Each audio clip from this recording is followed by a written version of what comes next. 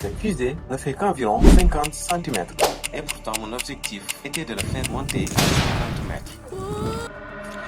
Mon problème... Wesh. Non, j'ai raté.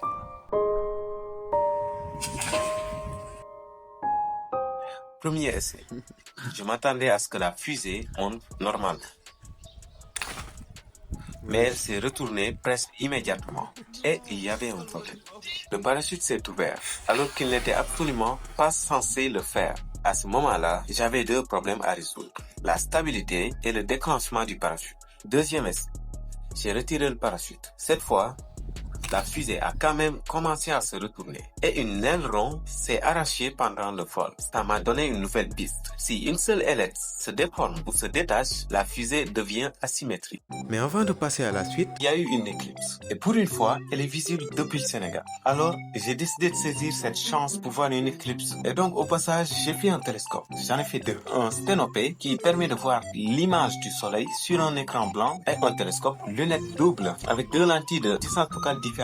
Ouais, j'avais un projet de télescope et j'ai utilisé ces connaissances pour faire ce télescope en 5 heures.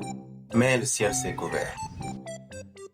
bref, on revient à notre fusée. Troisième essai. Cette fois-ci, c'était beaucoup plus important. La fusée est partie de travers et m'a frôlé. J'ai alors réalisé quelque chose de très simple. Avant de chercher à faire monter la fusée plus haut, il fallait être certain que le lancement était suffisamment contrôlé. J'ai donc recommencé à analyser la stabilité de la fusée. Et c'est là que j'ai trouvé que le centre de gravité était plus bas que ce que je pensais. J'ai donc décidé de modifier les ailettes pour améliorer la stabilité. Et au quatrième vol, ça marche.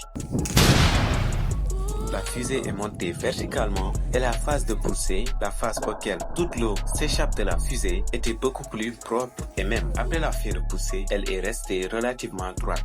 Elle a atteint environ 30 mètres. C'était le premier moment où j'ai vraiment eu l'impression que les modifications avaient fonctionné. Cinquième essai. Au cinquième essai, la fusée est repartie légèrement sur le côté.